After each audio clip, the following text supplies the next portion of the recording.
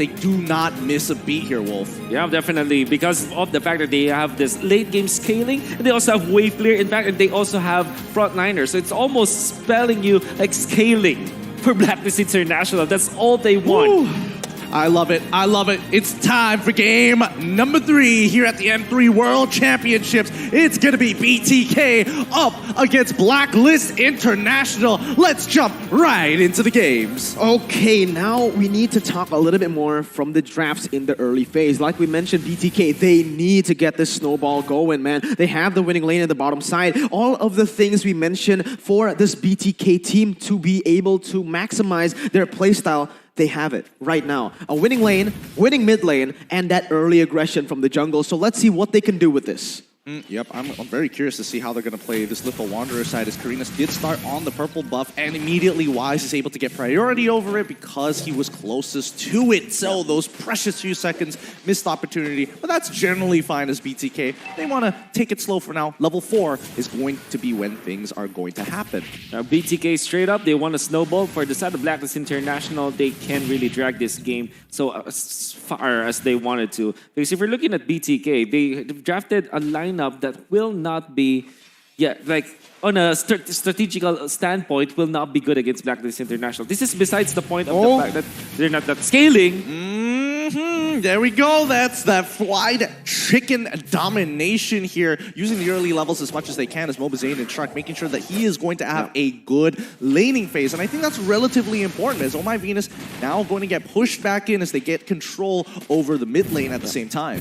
I like how Fried Chicken is playing this lane. Look at that. He's actually making a freeze for himself in that bottom side, making Lunox miss so much from that recall. And that's just really great. Right now, it is actually going to be Fried Chicken with a slight XP advantage for now. Well, for now, let's see how this is going to play out as we get closer towards that level 4 and Turtle Shark is going to be walking up it towards lane. Wise is, carefully farming up while he still can, but Haji doing a good job opening that map, making sure that Mobazane is going to be located at every point of time. Victor, early rotation here. Can he punish? He gets on top of Oh My Venus for now as BTK now have priority over the Turtle. This is where things are going to get interesting. Both Fried Chicken as well as Oheb making the move, and Fried Chicken is going to punish him in that rotation, but first blood already achieved. Well done to Fried Chicken. First blood by Razor as the rest of Blacklist International. Oh My Venus dropping down the real world manipulation. Ooh, BTK manages to return fire with a feathered airstrike onto Haji, punishing him. Here comes the Fallen Star Moon from Victor, getting a lot of good damage onto Wise so far. Edward, he manages to get the Daytona's welcome and kills Mobazane in the process. Great plays from both sides. Both sides, yeah, playing it extremely, extremely well. But firstly, we gotta speak about BTK's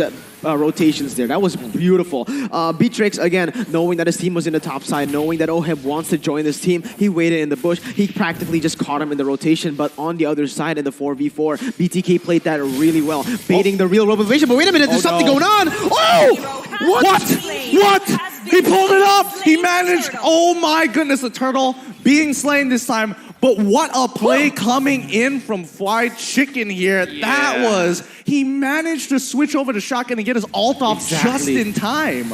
You know the damage output of the shotgun, right? He saw that. He melts Oheb. Still, Oheb gets the experience advantage, or at least because he was able to just get the first kill. But then again, my God, Fried Chicken is 2-1-0 while Oheb is 1-2-0. This 1v1 in the bottom lane. Oh my. It's a show. Bad. It really is a show. And look at that. Fried Chicken's pressure. He gets the first turret as well, going over the side of BTK. You'll love to see it so far. And I think BTK is just unlocking a secondary win condition for their team as Karina just needs to control that tempo.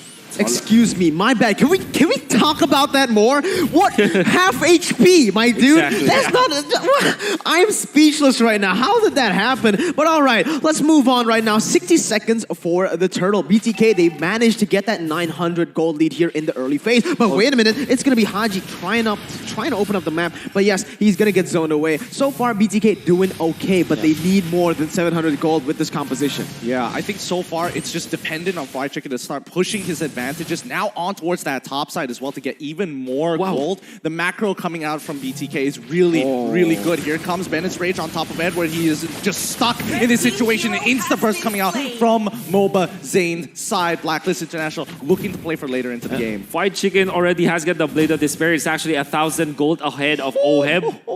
That is more than impressive. Now, he did it in the first game. He went for like the Renner as well as the Wesker, the Biru as well. Sometimes he goes for the shotgun and the rocket launcher altogether for more burst damage. And this is also, I would say Fried Chicken is more comfortable in this Beatrix more than anyone else. Because the way I see some teams pull up the Beatrix, they only focus on maybe 2 weapons. But Fried Chicken takes advantage of 2. Look at how aggressive he is. Whoa!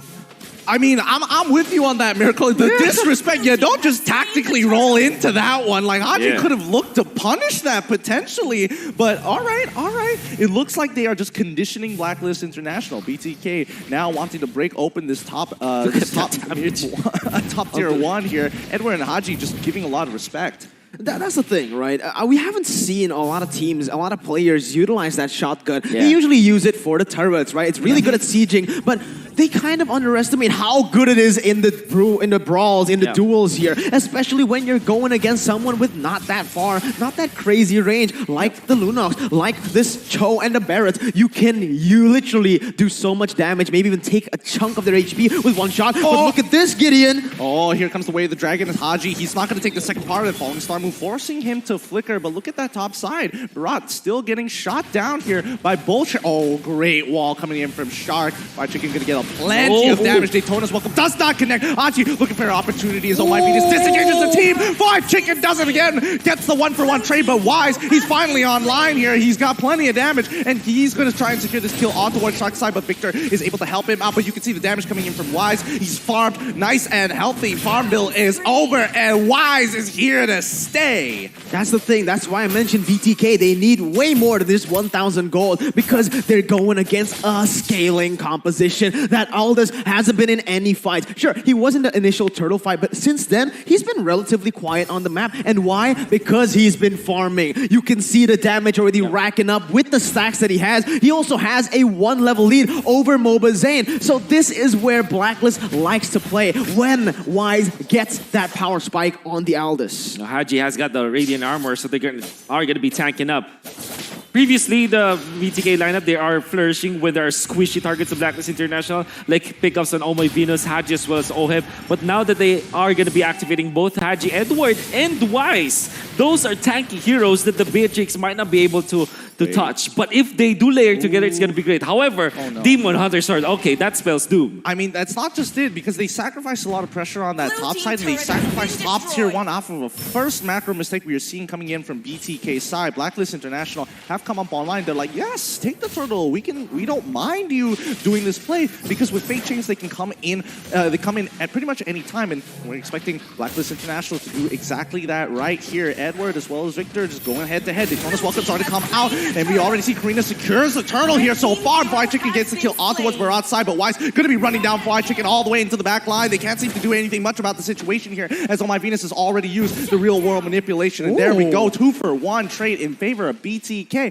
That actually did not go in favor of Blacklist International. I love that. You know why that happened? Gideon Wolf, BTK, they're playing it very smartly. They know Blacklist International, they want to get that AoE. They want to group up, and look at that, Victor already jumping in, and that might be the fight. Oh, here we go. Shark gets hit by the way of the dragon. He flickers on forward here, but he's going to die as Oheb gets the darkening. He's going to get some good damage onto Victor. Here comes the feather airstrike to disrupt from Haji. Does he find it? No, he does not. Doesn't get the third hit of G Kundo as MOBA Zane manages to walk away from the situation. Absolutely. As I was saying, again, for the side of Blacklist International, their composition really relies on them grouping up as 5 and looking for that area of effect damage, maybe even getting the stun off to multiple members from the Barretts. But, you know, that's the point of Blacklist International's composition, whereas BTK, they want to isolate, they want to use the damage, maximum damage from every single member, and there you have it from that team. That fight was completely split forward.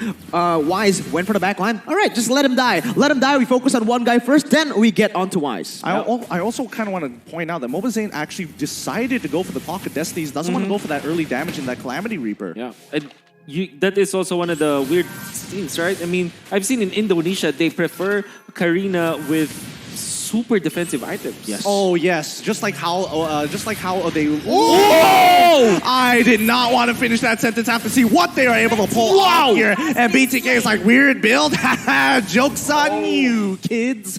Blow them up in the mid lane so far. The and maybe, American sniper. again, Fried Chicken, he's great. Again, why is he stuck? They told cannot you. do it. Shark, what a... Oh my goodness. This is what I'm saying. That's why I love the Grok. BTK in the first game, how they were able to get the dub is by splitting the map, splitting the members, and isolating one by one, and that's exactly what they're doing here. Oh, they're doing it one more time. Oheb trying to save the situation with the Doctor. He flickers on out of the way. They sacrifice 2 members here. Killing spree coming out from the side of Fried Chicken. But now the kill box is here. Haji looking for an opportunity, but does not find it. Shark using the, making sure that he uses the wall charge to get out of there. Can't be CC'd. Well done to BTK. Oh my word. Shark as well as the rest of BTK. Look how Zia as well as White Chicken just layered all of their damage altogether. Actually, it's not a layering. They did it simultaneously. Oh my God, they bursted down Haji so quickly, and we're gonna see it. I mean, Haji, even through the player caps, we saw how he just scratches his head with that. Look at this.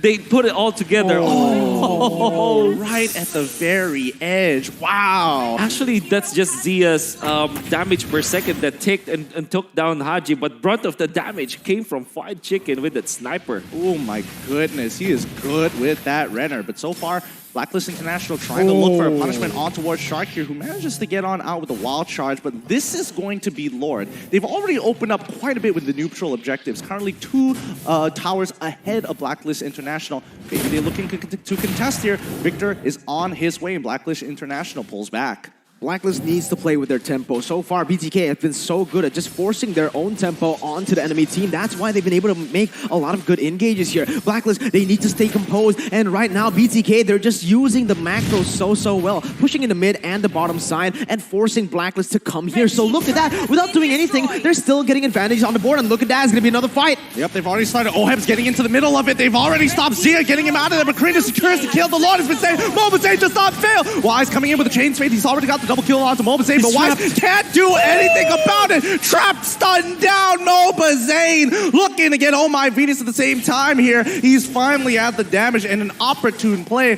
Well done for Zia, getting the Purify off just in time. Feathered airstrike to punish Haji. Here comes Oh My Venus to try and stop things up. Victor happily absorbing the shields, but he doesn't want to go any further than this. Oh no, Mobazane! He got punished with the real world manipulation. Honestly, there is just not much to say about BTK's playstyle right now because they're simply doing everything perfectly. From the setup to the fight, the setup to the Lord, the initial fight, and the end of the fight. They played it completely perfectly, and I do want to put emphasis on Shark. This guy is always at the center of it, setting up for these team fights in the front, in the back, wherever he is always in that fight, and he is always doing wonders with whatever hero he is playing. Most importantly, the wall that he is using. The timing is always perfect. Allows for BTK to get more kills after, getting enough kills in the start of the clash. All right, speaking of clash here, Wise getting hit by the Feather Airstrike with the initial stun coming out of Zia,